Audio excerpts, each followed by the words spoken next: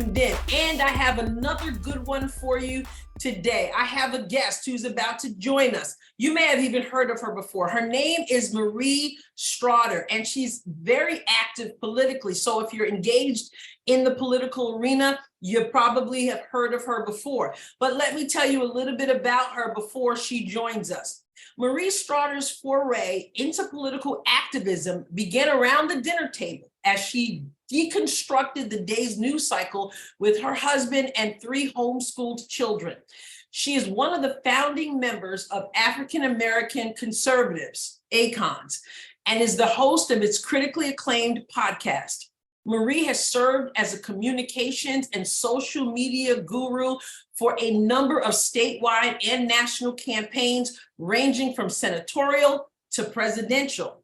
In 2019, Ms. Stroughter was appointed to be a National Advisory Board member and surrogate for Black Voices for Trump. She currently serves on the America First National Engagement Council, an arm of the America First Policy Institute. The former digital communications director for the Republican Party of Texas, Marie currently serves as the communications director for the Bell County Republican Party and digital communications director for Allen West. Wow. Everyone, help me welcome Marie Stroughter to the Adrienne Ross Show. Well, Ms. Stroughter, welcome to the Adrienne Ross Show. I'm so glad you're here. It is so great to be here, Adrienne. I really appreciate the invitation. You and I have been friends for a while, so it's nice to do this. I like the team up. And you know what? You hit the nail on the head. We have been friends for a while. So why in the world are you just coming on the Adrienne Ross Show? That's so crazy. I know. The cool thing about this sphere where you and I share space is that you get to meet a lot of people. And sometimes, you form a connection with people, but there are other people that you just know are going to be friends that you just click with. And I've had that. And thankfully, I have it with you. So it's awesome to be here. And I'm glad that we're doing this. But yeah, I don't know. It's weird because you think of your friends and then you think of like your guests, right? So yes. Well, I'm so glad I have you, my friend, on the show. And I already shared with the listeners and the viewers your bio. And I said, I know that there are some people out there who already know who you are because you have quite the bio. So those people who are in the political arena somewhat probably have heard of you, have seen your critically acclaimed podcast, AACONS, African American Conservatives. One thing your bio doesn't detail, though, is the caliber of guests you have had on the show, the connections that you have on the show and beyond the show. Would you just tell us a little bit about some of the people you've had the privilege of working with or talking to? It's so crazy, Adrienne. I started out as just kind of a corner where Black folks could talk about, because I'm sure like you, right after Barack Obama was sworn into office, it was kind of like people coming up to congratulate me on my president, as though, the skin color made us, ideologically the same. And that wasn't the case. So I reached out and I found some folks on Twitter, like my people, and we were just kind of grousing about it a little bit. And I formed a connection with someone online that I just said, you know what, we really should form a corner where Black folks can kind of, secrete ourselves away and talk about some of these issues because, the economy affects us. This whole thing about life affects us. It started as a eugenicist movement to erase human weeds. Well, who were they talking about? They're talking about people who look like you and me. So let's just start this little corner, never knowing that it would turn into a podcast with people like, Ambassador Bolton, Dr. Ben Carson, Allen West, who's also become a dear friend. And I work with him now. Ted Cruz, Michelle Bachmann, Michelle Malkin. There have been just so many people that I just, Alan Dershowitz. So it's just been quite the ride. I mean, I just couldn't believe that, just a mom would be able to sit on her bed in her jammies and talk to movers and shakers all around the world. Yeah. I mean, I remember it was actually this week on my memories in Facebook.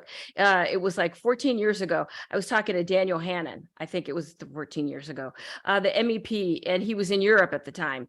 I mean, he's in Europe, but I mean, he was in like Norway or some place that we had to figure out in the middle of the night what the time zone was going to be, and it wasn't right, and then I had to call back. And but yeah, it's been amazing to not feel like I'm someone who is famous at all, but have had that ride. That's a pretty cool thing.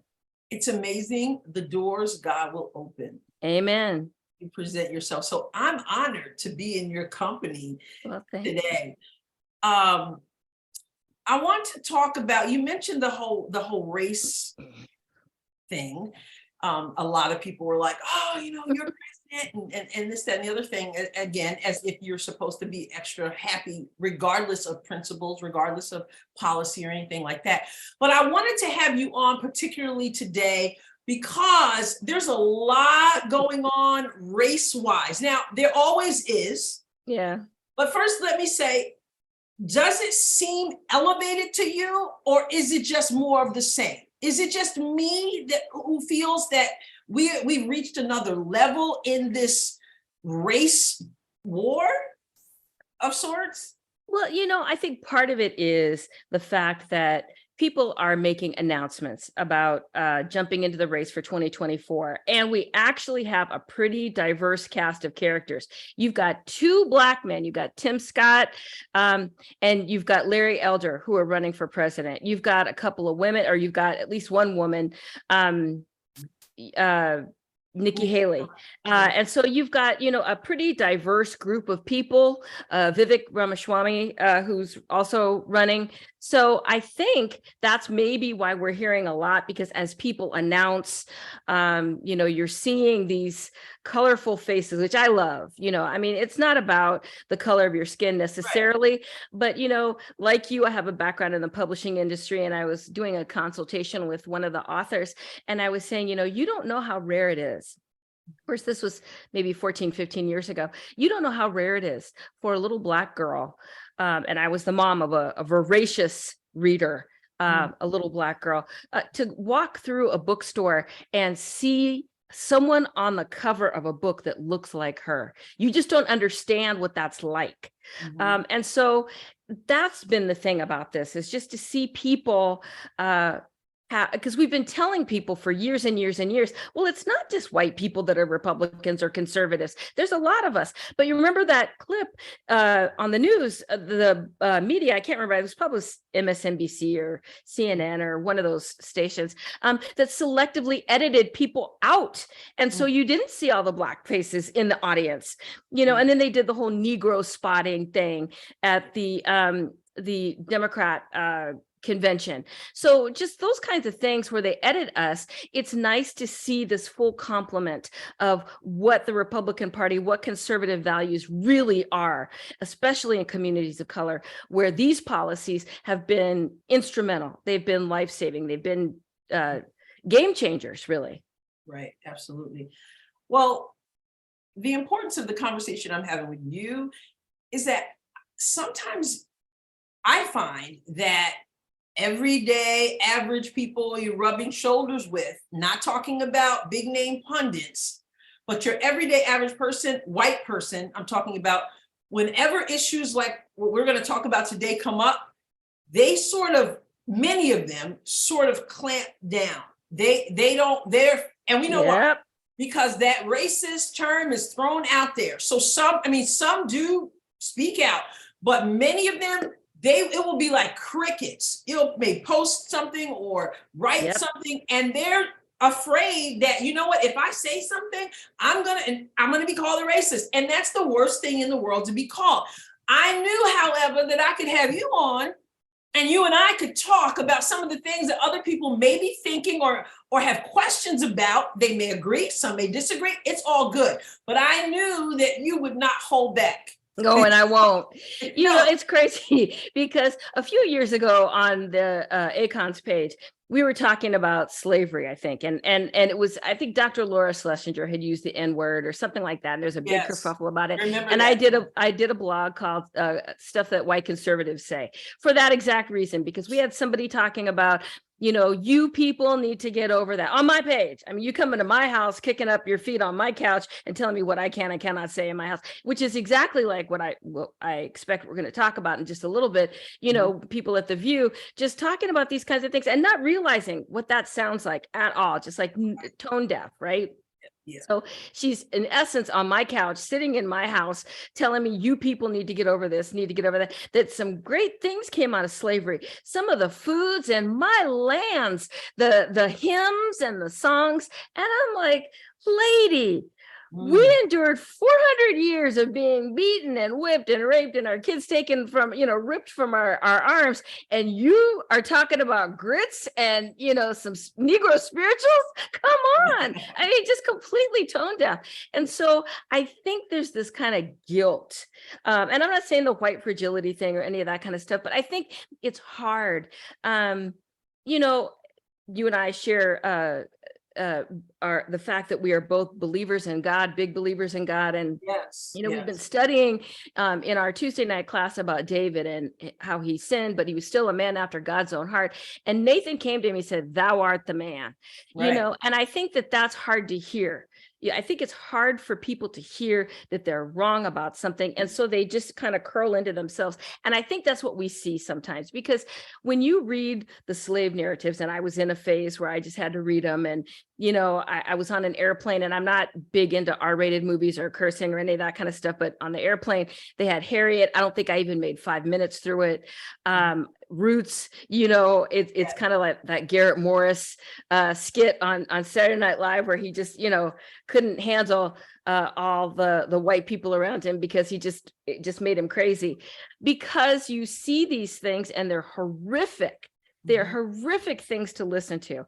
And I can imagine that there's a lot of guilt around that. But guess what, white folks?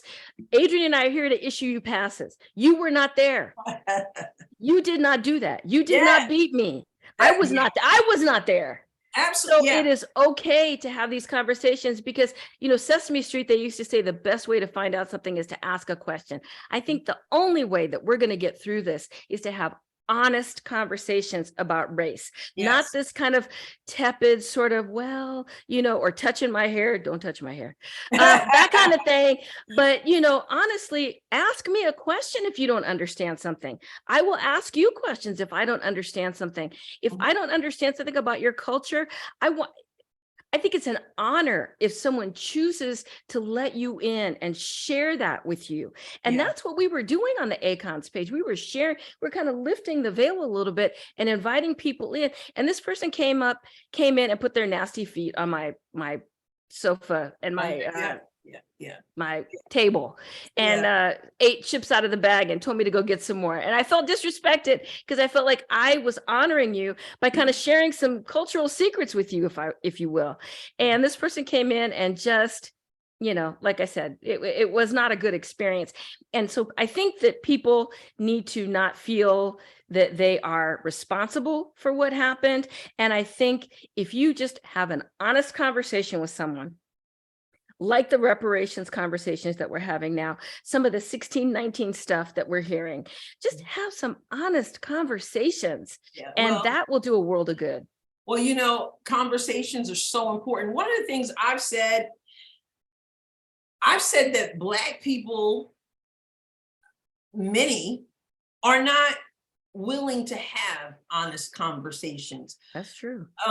Especially when you think about the political line that we see where so many Black people are on the left. And I've said over and over again, I said, everyone's like, well, when we have some big incident that comes up, people always say, well, we need to all sit and talk. And I say, there's no point of sitting and talking if everyone's not willing to be honest. That's right. And I don't think that, and I don't want to say all Black people, because that's not the case, because I believe we are, but I think that there are many Black people who don't want to be honest about, they want to talk about, for example, recently on the news with Tucker Carlson and the stuff that was leaked about him saying that's not how white men fight. Yes.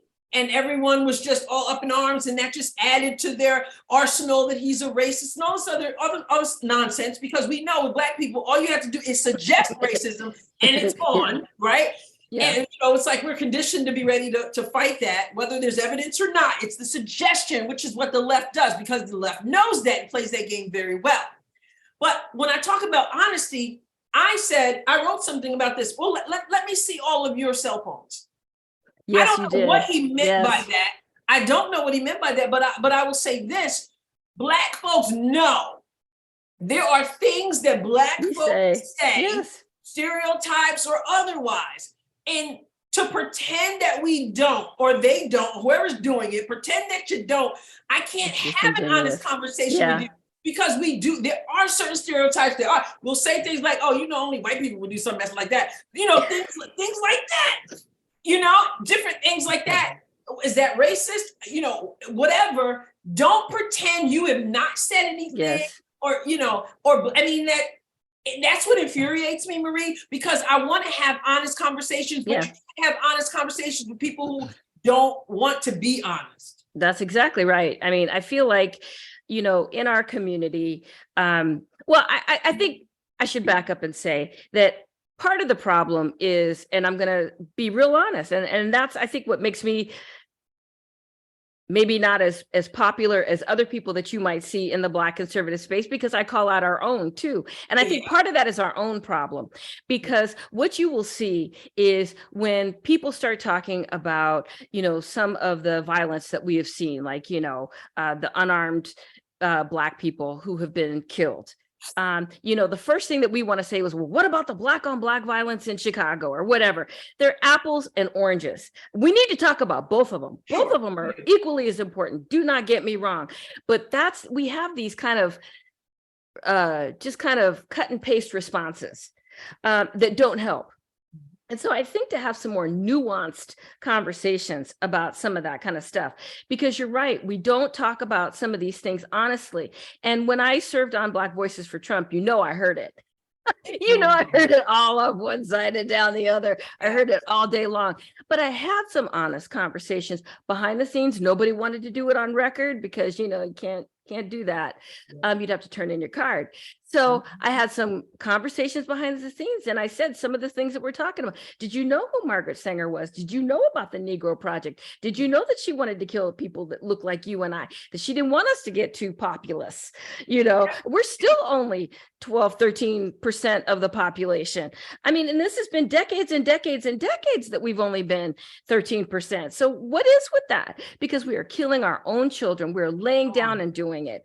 We don't have to have Massa come take our children from us. We are laying down and letting them do it because she has her clinics in our neighborhoods. Yes. And so it's under the guise of, what Ronald Reagan said, I'm here from the government, I'm here to help, that kind of stuff. But we're letting it happen. And so we, like you said, we are just not ready to have those honest conversations because we would have to talk about Black on Black violence. We would have to talk about how Democrat-run cities. I'm 59 years old. I have never seen a Republican mayor of Detroit. I've never seen a Republican mayor of Oakland, California.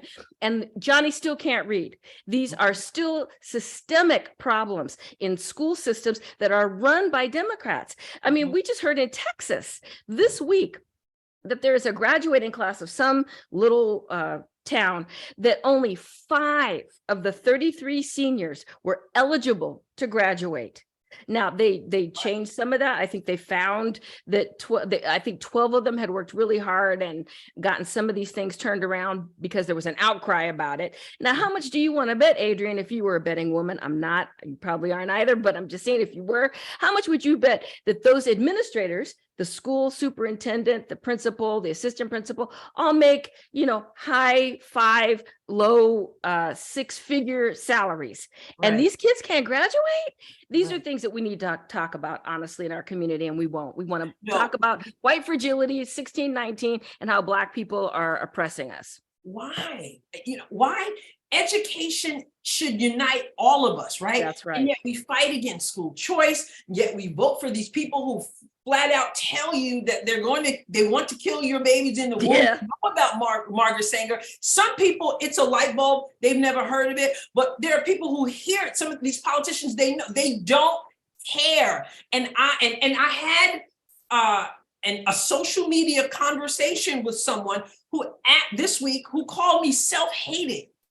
He said I was self-hating because I was taking a stand on one of the things we're going to talk about today, which is Florida, the NAACP issuing a travel advisory in Florida. Black people stay away because they hate you there. Yeah. And he called me self-hating, and I had to, we went back and forth a couple times, and I had to tell him, I said, let me tell you what self-hating is.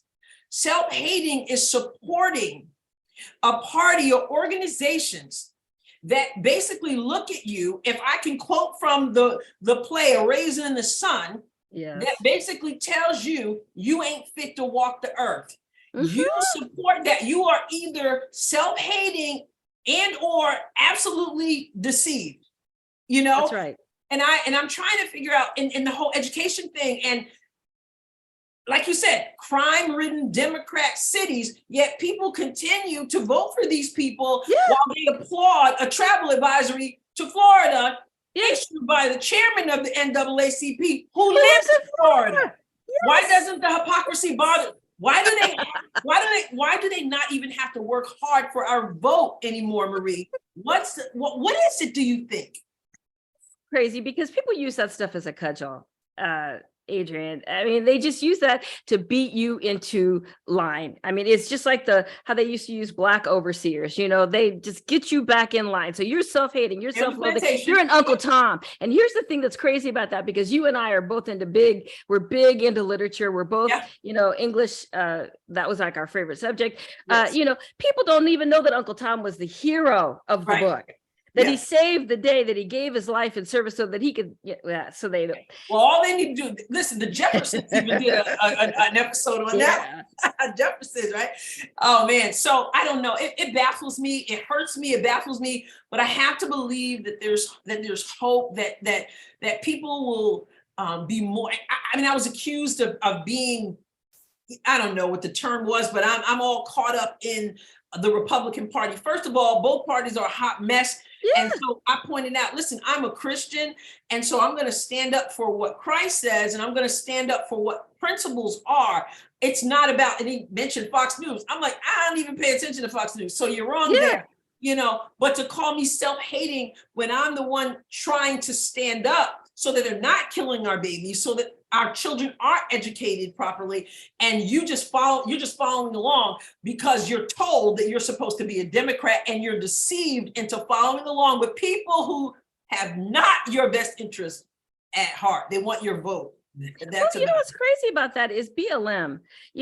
I heard another thing. There's another $9 million that got raised or something this year. And what did it buy? Did it buy somebody another mansion? I don't see any HBCU scholarships earmarked for entry into the criminal justice system. I don't see where any of these funerals were paid for by Black Lives Matter. I don't see that they did anything except write their name on a street and buy some mansions for their top staff. That's all I've seen Black Lives Matter do.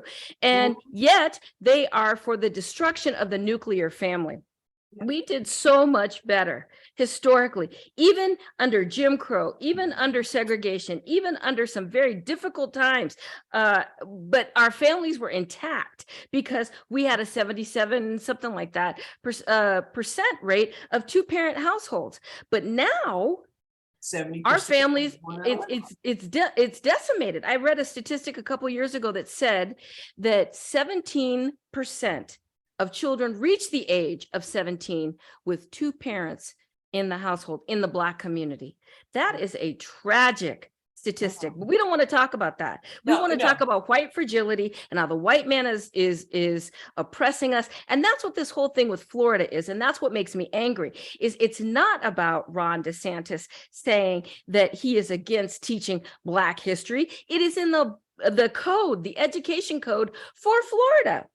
that you must teach slavery, that you must teach Black history, that you have to. That is in their law. It's codified. What Ron DeSantis had a problem with, what I have a problem with, and what I dare say you have a problem with, and your listeners have a problem with, is the fact that they're trying to inject queer theory and CRT, which is, you oppressed me and so I can't do anything now. And I mean, that's all hoo-ha, because when has queer theory ever been a part of Black history? Well, it's still not a part of Black history. I'm glad you brought that up, because I wanted to ask you that. Why is there always a connection made between being Black and the LGBTQ? And you're even hearing that from Black people. And I always resist that. Well, you understand, because it's like, no, they're not the same. That makes me crazy when people say that, because anybody watching this right now, if you're on audio, I would suggest that you go to YouTube and look at this, or Rumble, or wherever you can see video, but you need to look at Adrienne and I. You cannot look at us and not know that we are not Black. I mean, you look at me, you see a Black woman, maybe a biracial woman, or something of color. I got a little flavor to me, right? Yes. Nobody can look at you and not know that you're a Black woman. That's right. Now, it's getting increasingly less so, but it used to be that you can't look at a gay person and know that they're gay. Right. Now, they've got the crazy hair and the, 7,000 piercings and all this other kind of stuff. These are stereotypes. I'm saying, generally speaking, you're seeing all of this kind of craziness, but it didn't used to be that way. And so you can't look at someone, and I can't look at that person and say, put their resume in this pile. Right. So that is kind of crazy. If you see a resume and the name is something that sounds a little on the ethnic side, because you said it, I didn't say it. Say, for example, I might put that in the other pile if I'm kind of a Karen and no, thank you.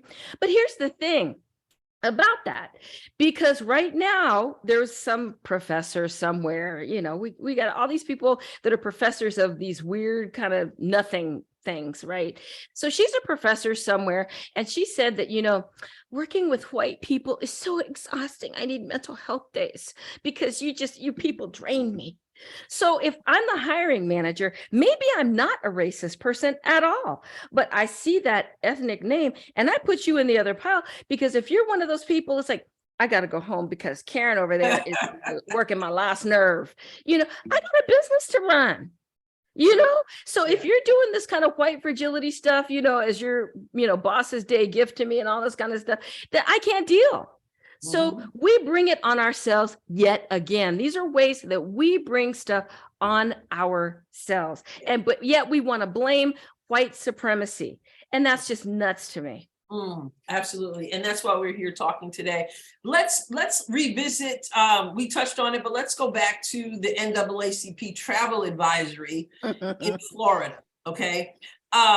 We are told that, and I'll just read some of it. This was May 20th. It was for immediate release. Today, the NAACP Board of Directors issued a formal travel advisory for the state of Florida. The travel advisory comes in direct response to Governor Ron DeSantis's aggressive attempts to erase Black history and to restrict diversity, equity, and inclusion programs in Florida. And the formal travel notice states, Florida is openly hostile toward African Americans, people of color, and LGBTQ plus individuals. Before traveling to Florida, please understand that the state of Florida devalues and marginalizes the contributions of and the challenges faced by African Americans and other communities of color. Now, you already started to talk about what Ron DeSantis was really talking about in terms of education. Yes. He's not against. No, not at all. And he said that. I mean, things that we've seen since then where they lodged this, again, another cudgel to beat him with, he's like, it's in our education code. It's baked in. I Mhm. can't do anything, it's absolutely something that we teach in our schools, but it's this queer theory. And like you said, we've tied it into this whole LGBTQ thing. And I really believe, going back to Black Lives Matter, where it says that we're going to destroy the nuclear family, that is what this is all about. It is to normalize this behavior where we have already taken men out of the home and awarded women welfare checks through the Great Society. And that's when you started seeing a lot of us turning to the Democrat Party, by the way, we've taken men out of the home. So fatherlessness is a huge issue. Well, who did that? It was the Democrats. So you've taken the father out of the home. You're deconstructing our families. And now you are trying to disrupt the nuclear family by indoctrinating these children to let them think that, having two mommies, having two daddies, being a girl when you're a boy or being a boy when you're a girl, and tucking, this whole tucking thing that they're talking about with Target clothes when you're 2 years old. I mean, it's just some crazy stuff, but it's this indoctrination that we're trying to bake into our children, because when they get to be older, those boundaries that are now still societal kind of taboos, kind of some of the polyamory, you're starting to see a little bit of bestiality, some of these kind of way outliers, minor attracted persons is gaining traction. You're basically saying that you want to have sex with children. I mean, that's a horrible, horrible, horrible thing. And I'm related to someone who is a child abuse survivor, child sexual abuse survivor. I have seen the trauma and the destruction up close as to what that does to you.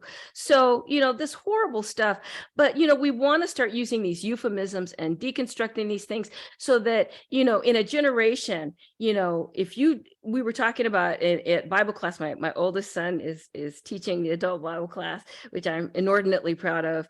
And that's the thing. I'm indoctrinating him, and that's fine. That's true. It's my kid, my rules, and I'm teaching him to set his heart toward God. But we're talking about not moving the ancient landmarks. And that's what we're doing. We're moving all these landmarks now so that when, this generation gets to be my son's age, he'll be 25 this year, then all this stuff will be normal, right? Because Blue's Clues is talking about pride parades and, Elmo and all these, Muppets and stuff. There's a couple with, two dads, a Muppet with two dads or whatever. So all of this stuff is normal now. And so all these boundaries are erased. So if you want to get married to, Peppa Pig, you go right ahead. If you want to have 6 husbands and a wife, you go right ahead. All this stuff, because we've all died out, and these kids have grown up on these new shows and all these t-shirts from Target with queer, queer, and 666, and Satan honors pronouns and all that kind of hoo-ha that I don't even play with. I don't even play with that stuff. Then we've broken down those barriers, right? Well, just my last episode, I had a school board member on. She's also in education. Her husband's in education.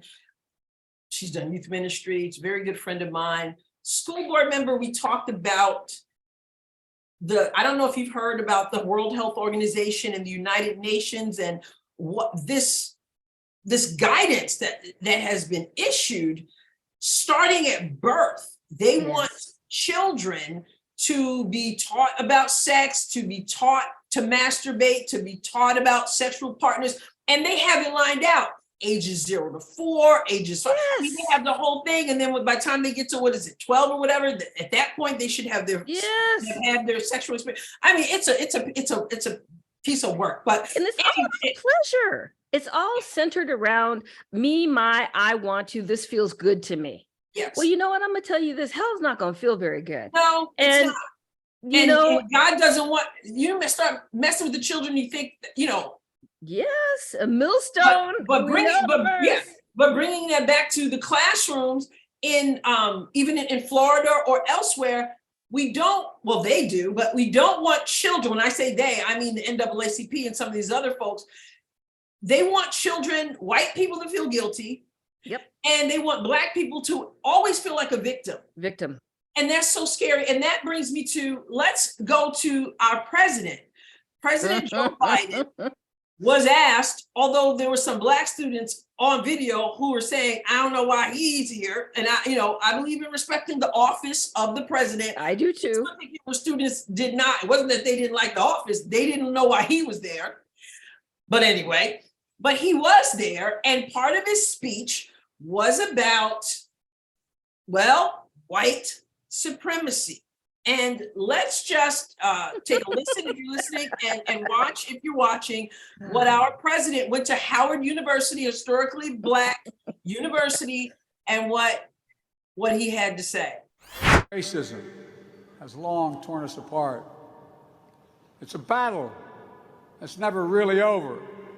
But on the best days, enough of us have the guts and the hearts to stand up for the best in us, to choose love over hate, unity over disunion, progress over retreat, to stand up against the poison of white supremacy, as I did my inaugural address, to single out as the most dangerous terrorist threat to our homeland is white supremacy.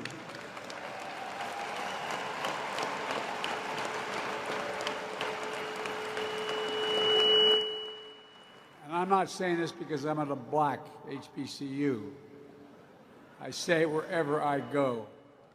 To stand up for truth over lies, lies told for power and profit. To confront the ongoing assault to subvert our elections, suppress our right to vote. You know, my reaction to that, my first gut reaction, and maybe it's wrong, but I feel like saying he should know.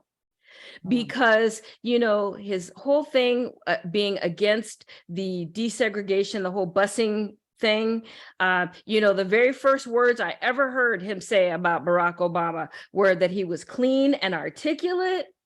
To tell Charlemagne Thagat, you know, little G, I got to do that. I know. You know, to say you ain't Black, to tell our brother he's not Black. Yeah. That's like Joy Behar, you know, with the whole thing with Tim Scott, that people with impunity can sit there and say some demeaning things to our faces and not feel like that's racist, that's not condescending. Yeah. Well, we're gonna get to that too.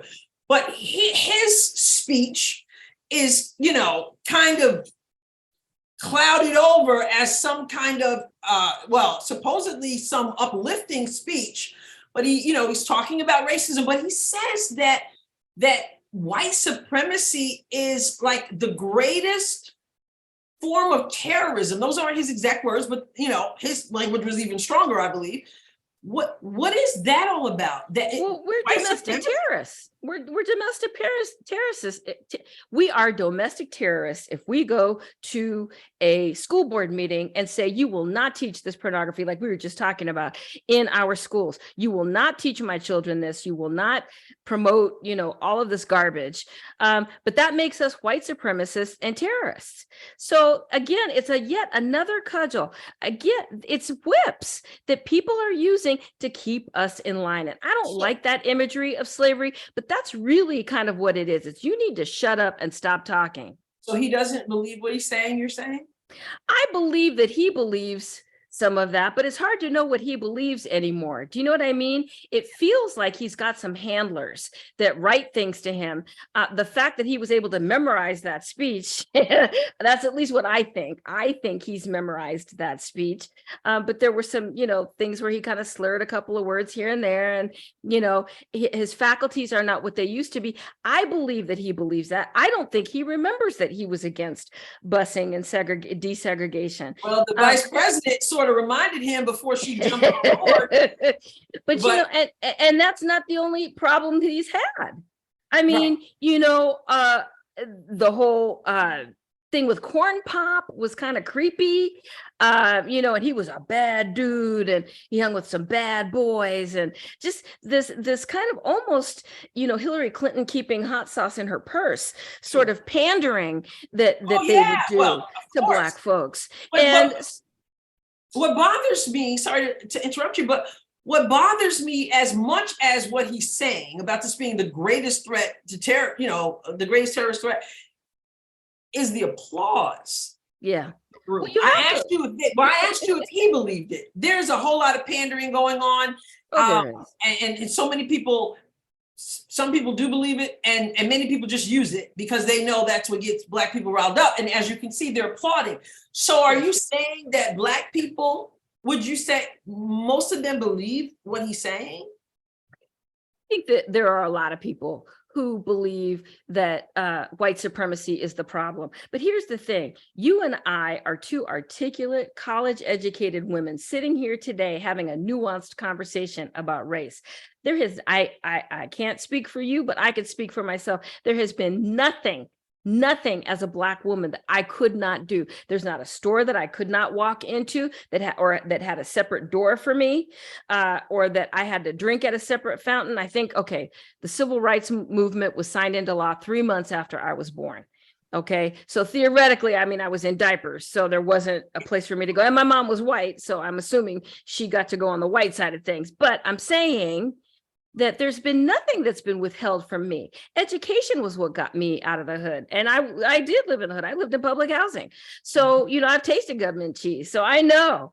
So, you know, but that's something that, again, I think, Adrienne, because if we had to talk about something other than white supremacy and the belief that the white man is holding us down, we would have to talk about Black on Black crime. We would have to address fatherlessness. We would have to talk about this whole thing about, abortion and keeping fathers out of the home and welfare checks and all that kind of stuff, because don't want to talk when we don't want to deal with that. We're not ready for those conversations, Adrienne. You want to talk about some conversations?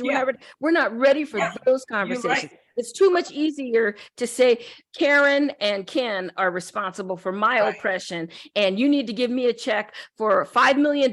No, it started out, it was, I forget what it was. And then it went up to $1 million. And then it was $5 million. And now there's not enough money in the world that's going to take care of the problem. Well, you know what? Like I said, if BLM had given up some of that money, they raised $464 was it $1 billion that summer? Something crazy like that. And all they have to show for it, like I said, is the street and the mansions. You know, the BLM written on the street.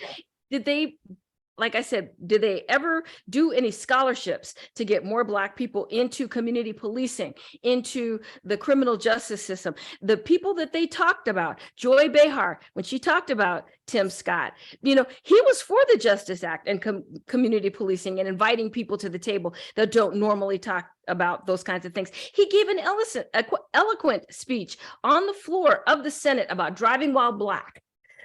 You know, all of these things, but nobody wants to talk about any of that because we'd be nuanced. And we're gonna talk even more about that and listen to exactly what they said. But and I shouldn't have to say this, but I will. We both know that racism does exist. It does. But I also believe that a lot of people on the left don't want it to go away, because then they would have nothing to talk about, to run on, and all this other stuff. And we'd have to admit our own prejudice.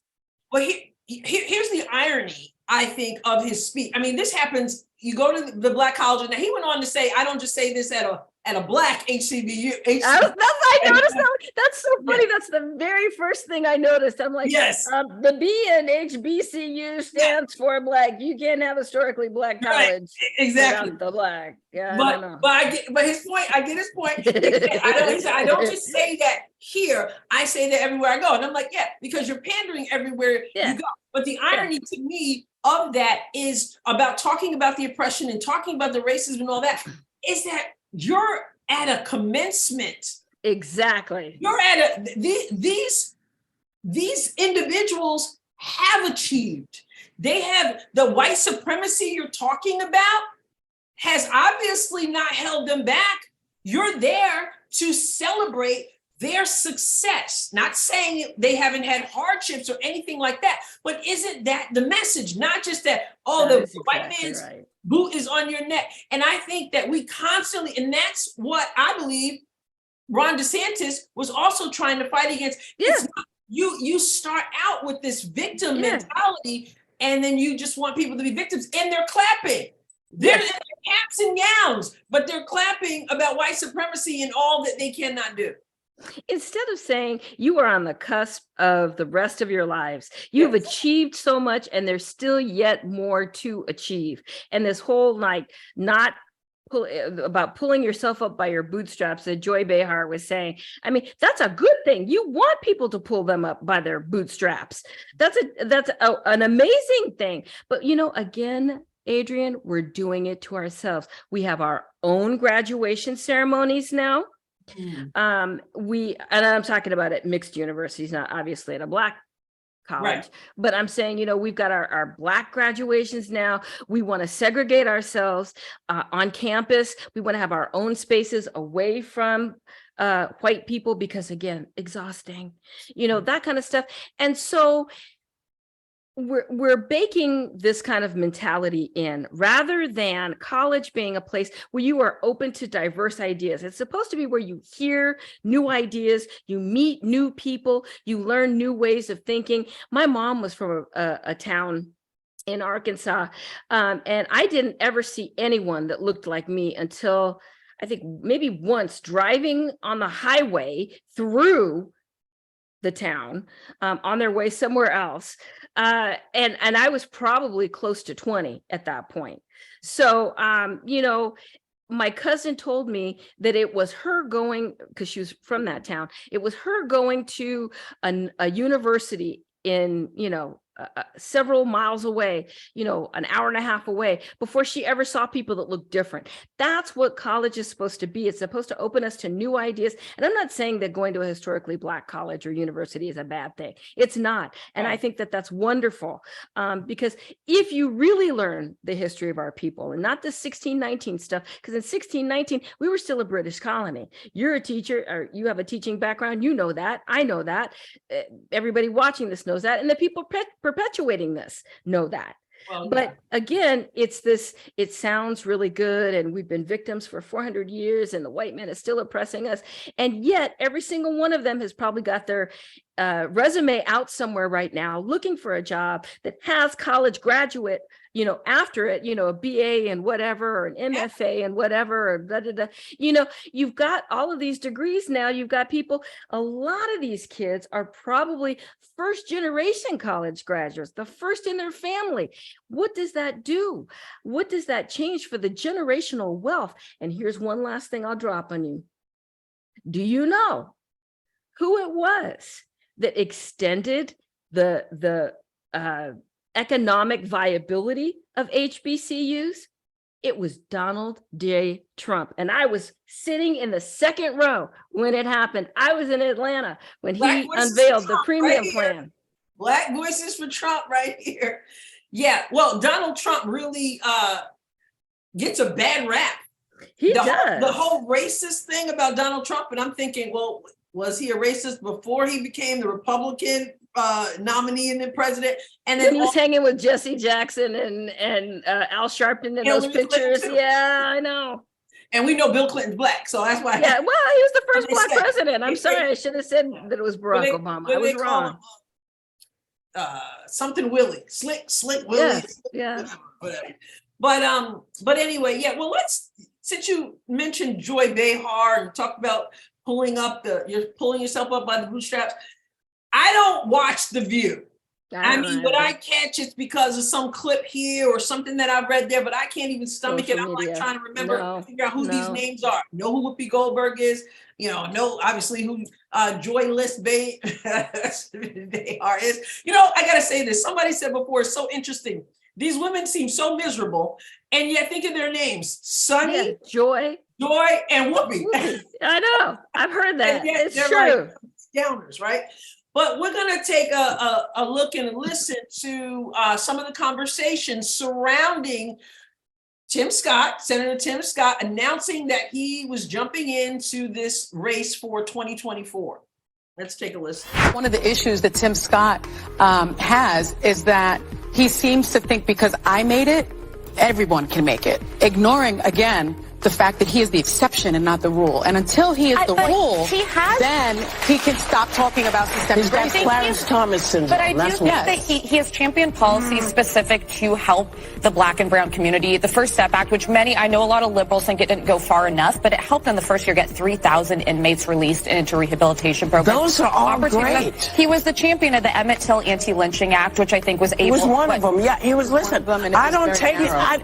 Look, he's done some good stuff, okay. But if you're running for president, you got to do more. Thoughts? One of the first thoughts that I have is where Whoopi says, a lot of people do stuff and he's done some stuff, but it's not enough. Let me tell you a little story. In 2004, there was an amazing program called the DC Opportunity Voucher or DC Opportunity Scholarship Program. And it was by every measure. It took little Black kids from economically disadvantaged households and gave them a voucher to go to whatever school they wanted to go. And they did tests and follow-up and all this kind of stuff. It was the most successful program of its kind. They blew kids, the public school kids, out of the water. They blew kids that were not Black out of the water. By every measure, they do you know who put that program into place? It was George Bush and the Republicans in 2004. Do you know who pulled the rug on that program? Tell it. Oh, girl, let me tell you. Let's spill the tea, as they say. It was Barack Obama who was sending his children to $24,000 a year in the lower school. That's not the high school level yet. At the lower school, $24,000 a year. Sidwell friends. And who was his vice president? It was Joe Biden. He pulled the plug. So it's kind of like rules for me. It's like Gavin Newsom going to the really expensive lunch while everybody else is locked down in COVID. You guys can't be trusted to leave your houses. You got to wear masks, but we're going to go to, this and the hair French salon. cafe and the hair salon, and his winery didn't close down because, got to keep the Aunt Nancy's money, all that kind of stuff. And I'm just saying, it's kind of crazy that these are the liberal elites who like to say those kinds of things. And as I said, without impunity, not thinking how that must sound, to talk about a Black man who has, he talks about his growing up in poverty and fatherlessness and how he had a mentor that glommed onto him and that education was his way out of the hood. And it was the way out of mine. And it was the way out for many of the kids that I grew up with. But when my mom died in 2007, I went back to the community where I grew up. And this is 20 years later, right? I was 44 at the time. And so a lot of the girls that I grew up with were grandmothers. And they were younger than I am. How can you be a grandmother? Yeah. So it's this third and fourth generation cycle of poverty. And again, there's nothing stopping any of us from being able to go and get a better education. And I'll tell you this, to the point that was made, well, some Black and brown people, it's fine for him to say, well, he was able to do that. Every single college that I know of has programs. If you don't know math, we'll help you. Of course, math is racist. You know that because Google it. I'm telling you, it's in the Huffington Post or Salon or one of those kind of crazy left wing. But, they have places where they will tutor you. We've said you don't even need a SAT to get into school anymore. We've dummied down everything. We have lowered the bar. We've erased the standard so that you can get in. So what is stopping you then from being able to get in? But then if you do that, you can't be able to say, well, the white man's keeping you down, because there you go, right? So you've taken that cudgel away and we can't use that to beat you into shape anymore. Well, it sounds to me that they don't want you to do well. And now, I'm one of those people. Obviously, I've been to college. I have a master's degree, et cetera. I don't believe college is for everyone. But even those who don't go to college, many who never go to college are successful, and they do well. They're hardworking. They're respectable. But if I'm listening, is it Sunny Hostin? Is that how you pronounce it? Yeah, I believe that's. She's saying, well, he doesn't understand that he's the exception. So in other words, it sounds as if she's saying he needs to shut up and stop talking about positivity, because Joy Behar went on to talk about how he was, so like Ronald Reagan, and just positive, which she, and Trump is doomsday. She was contrasting that. But she's just like, well, he's the exception. So it's like, we need your permission to tell our story and to give hope. All we are supposed to do is to go into schools and tell them that they're victims and do what Ron DeSantis is trying to keep them from doing in Florida. But when you start bringing a positive message, then you are, what did Whoopi Goldberg say? You have Clarence Thomas syndrome? Yeah. Well, to bring yourself up by your bootstraps means that you are being self-sufficient rather than accepting a government handout. And we know if you accept a government handout, the government has you, and therefore they will vote for you. And that is what we see in our community. You have conversations behind, like I said, behind the curtain with people, and you can have some nuanced conversations because we have different conversations when we are outside of the sight of other people. But, that's the problem, is that it's all tied to government largesse, and that is how you keep a voting block. And if you think about it, you look back at somebody like Booker T. Washington, who had the Tuskegee School, where they taught trades. Yes. And to your point about trade schools, to make $40-something an hour, $60-something an hour, and no debt because you've got apprenticeships. We're looking at apprenticeships for my youngest son because he's got some learning disabilities. And so I think that to be able to do that is something extraordinary. You will always need someone to be able to fix your car. You will always need somebody to do your HVAC or whatever it is. You will always need a plumber.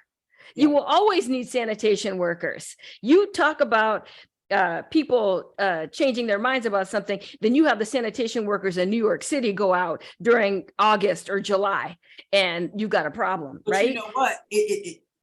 I heard someone say a few days ago that the more successful a person is, the more the left, a Black person is, let me be clear, the more the left hates them. They pretend that they're for you, but the more successful you are, the more they hate you because they want you to stay in your place. And that is in need of their approval and their assistance. Now let's listen. Well, hang on a second. I want to respond to that because you know what I think? I think some of it may be tied to the fact that when you are more highly educated, you're able to command a greater salary. When you command a greater salary, you become more of a fiscal conservative because you want to protect that money. And you see that their conservative, the fiscally conservative policies actually help you keep more money in your paycheck. Because when I found out from my husband that that he had people in his family that voted for Ronald Reagan. I had been brought up in a liberal household, and Ronald Reagan was like, you grab your garlic necklace. I can relate. And so I'm just saying, but I think we get red pilled, if you will. And so we don't want people to do well because when they do well, they may become conservatives. And if they become conservatives, they won't go back into their community. We want to keep them separate. Sure. And I should have said this too. The more successful a Black conservative is, the more they hate that person. It destroys their narrative. Their narrative is that the white man has you down. That's the narrative. And so Tim Scott, who's saying something else, or Ben Carson, or 1% in the world neurosurgeon. Yeah. But they're you're not supposed to think like that. No, He's not supposed to give you that message. They're the exception. You didn't hear that. Let's go back. Let's harken back to President Biden reminding you that racism is here to keep you down. Ignore the little man behind the curtain. Yeah, let's look at the Wizard of Oz. Yeah. All right, let's listen to and see what Joy Behar had to say following Senator Scott's announcement. What are we actually seeing here? What's happening? Well, isn't he Professor Positive? Yes. Unlike Trump, everything's bad, there's doomsday. He's more in the Reagan-esque morning in America, things are fabulous. And he's also hedging his bets. He doesn't really go out and say he's not pro-choice exactly. Although he did say, when he say that he would vote for anything they put on the table, the Republicans. So he is not pro-choice. And he's one of these guys who, he's like Clarence Thomas, Black Republican who believes in pulling yourself by your bootstraps, rather than, to me, understanding the systemic racism that African Americans face in this country and other minorities. He doesn't get it, neither does Clarence. Right. And that's why they're Republicans. Yeah. That made me mad. I have to say, that really angered me on a lot of levels.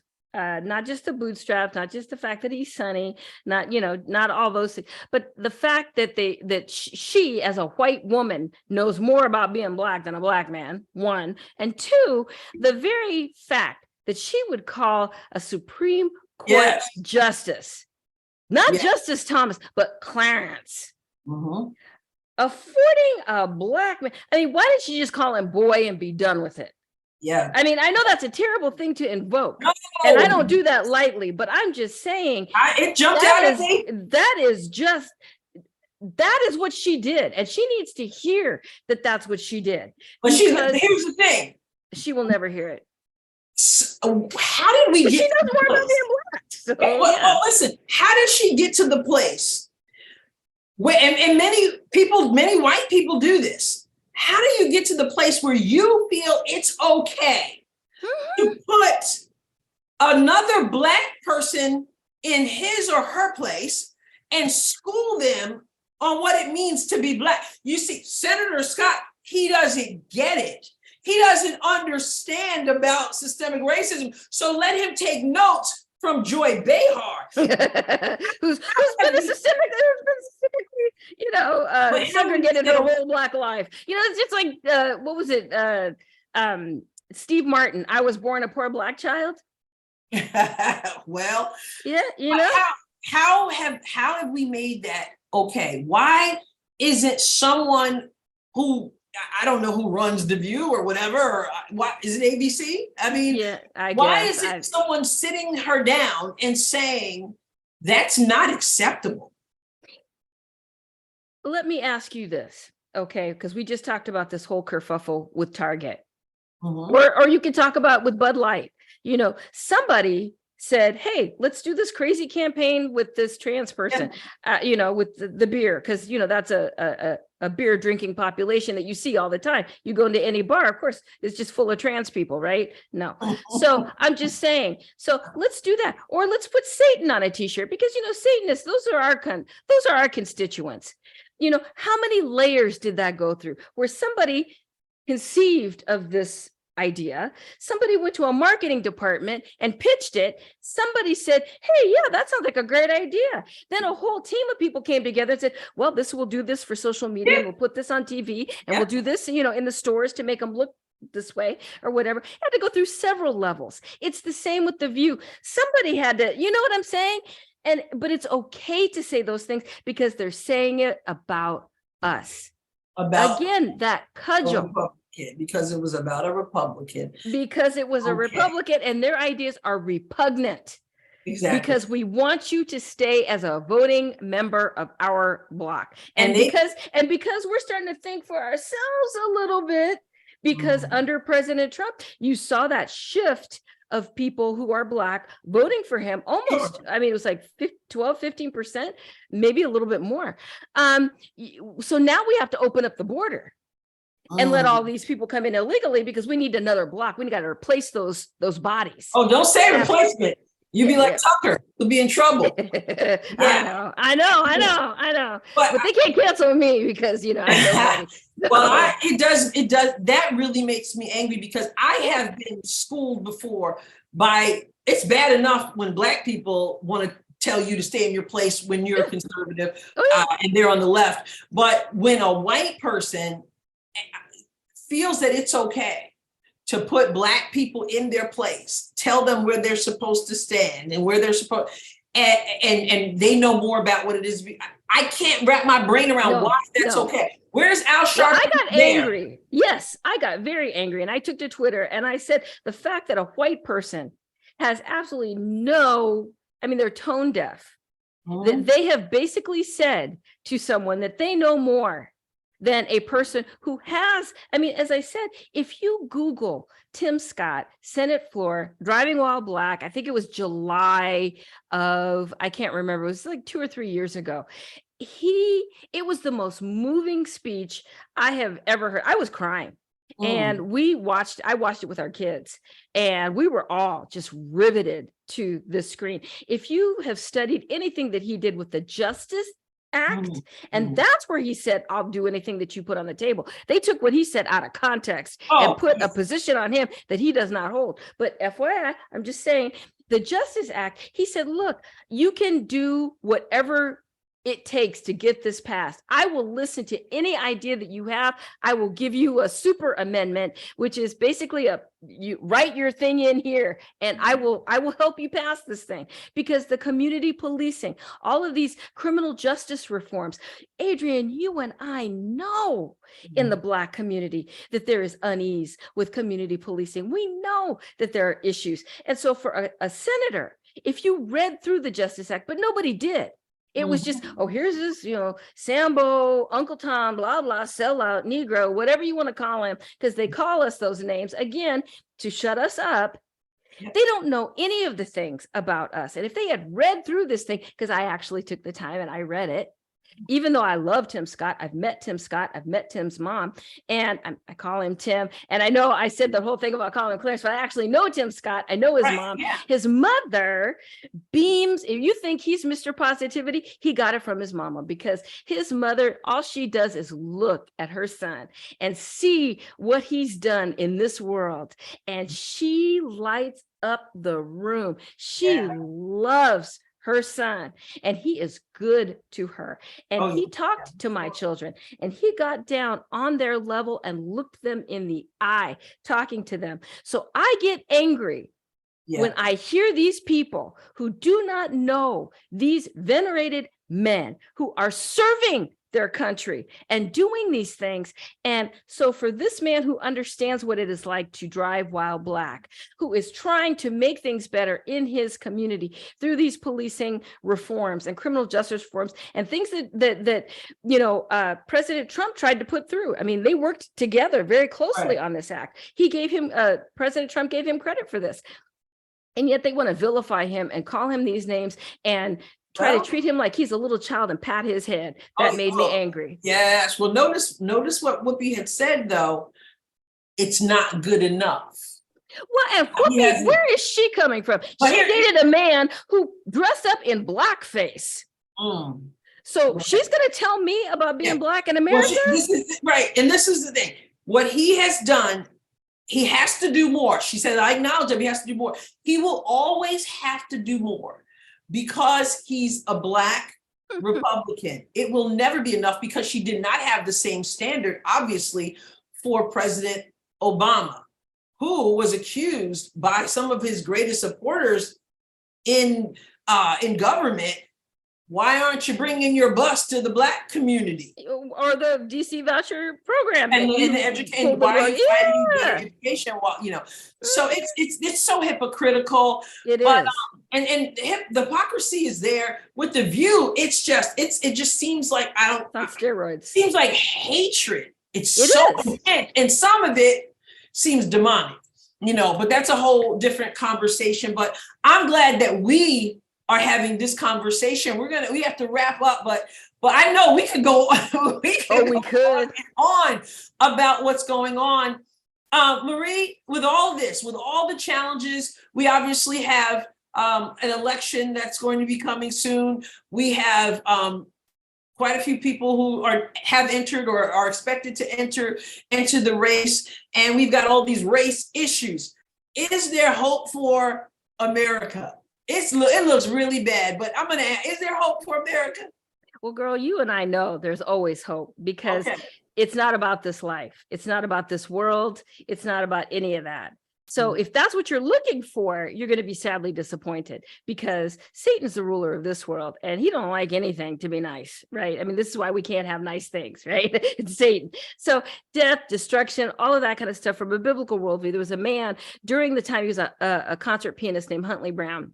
And he said during the time that President Obama campaigned, I believe it was the first time, he said, I don't process political things through my Blackness. I process things through my lens of Christianity. So there is always hope. If you are someone who is a believer in God and you really have an understanding of what it means to be a child of God, you've done all the things that you need to do scripturally. And I would encourage you to read the book of Acts if you don't know what you need to do to be saved. Read through that. You'll see every single one of those people did a number of things. all of those things that you need to do to have a relationship with God, do those things, and you will see that there is so much hope. My husband and I were talking because I saw Cole in your background, just a little, not Cole, it was Trooper that I saw in your background just a minute ago. And I don't know if you'll edit that out, but I just, Nope. we've been having some issues. We've been having some issues with my cat, as you know. She's 18, and news yesterday was not looking good for her. The good news is things are looking much better for her. But, we immediately went into this whole thing about God and how good he is, and this world is not, it, and there's a place waiting for us, but we all seem to fear death and fear all of these kinds of things. But that should be like you're packing for a vacation. That's the thing you've been saving up for. That's the thing you've been looking for, right? That's the thing that you are looking at as the best place to be, and the only place to do that is to put yourself in God's hands. So do I fear for this country? On some level I do, and I as a mother, and as one day somebody who will be a grandmother, and their kids will have kids, I have said motherhood is my ministry. I have set them toward God, and that is the best way that we can combat this world, is to have children. You train them up in the way that they should go. That's what Proverbs says. That's what I have done. I put all of that into my children so that there will be a remnant, and that is how you combat this.